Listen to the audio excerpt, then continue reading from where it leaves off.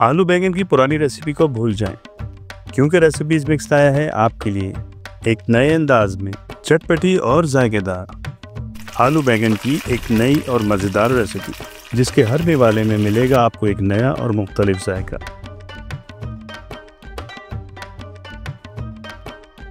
चटपटे और मसालेदार बैगन आलू बनाने के लिए हमने यहाँ पे 3 मीडियम साइज़ के बैगन लिए हैं। इसके अलावा हमारे पास 2 आलू हैं। तो बैगन को हम चेक कर लेंगे, अगर इसमें कोई दाग या कीड़ा वगैरह हो तो बैगन हम इस्तेमाल नहीं करेंगे। बैगन को हम मीडियम साइज़ के क्यूब्स में काट लेंगे, बहुत ज़्यादा बड़े साइज़ में नहीं काटेंगे बल्कि मीडियम साइज़ में काटेंगे।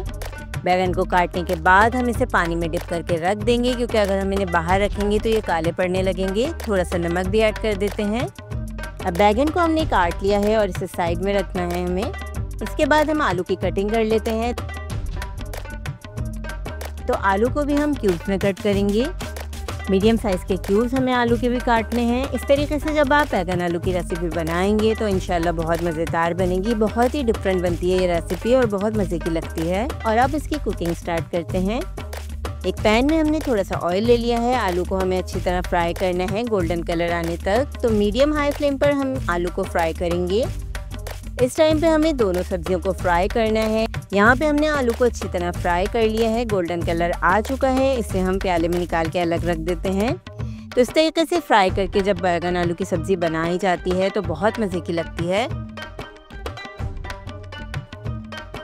आलू फ्राई हो चुके हैं। अब हम बैगन को भी फ्राई कर लेते हैं। बैगन को हमने पानी में से निकाल कर अच्छी तरह छान लिया था।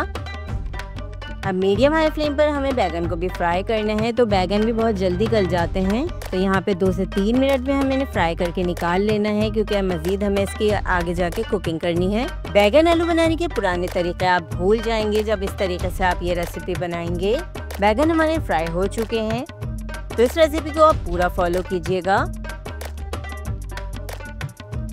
अब उसी ऑयल में हम एक मीडियम साइज़ की प्याज को चॉप करके डाल देंगे।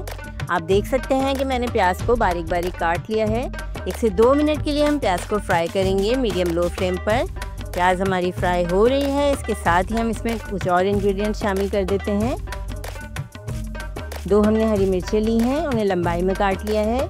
इसके अलावा हमने थोड़े से कड़ी पत्ते लिए हैं और 1 चाय का चम्मच ज़ीरा लिया है। सफ़ेद ज़ीरे का हमने इसमें इस्तेमाल किया है।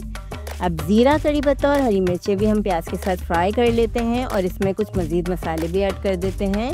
तो 1 टेबलस्पून के बराबर इसमें अदरक लहसुन डालेंगे। अदरक लहसुन को भी अच्छी तरह भून लेंगे।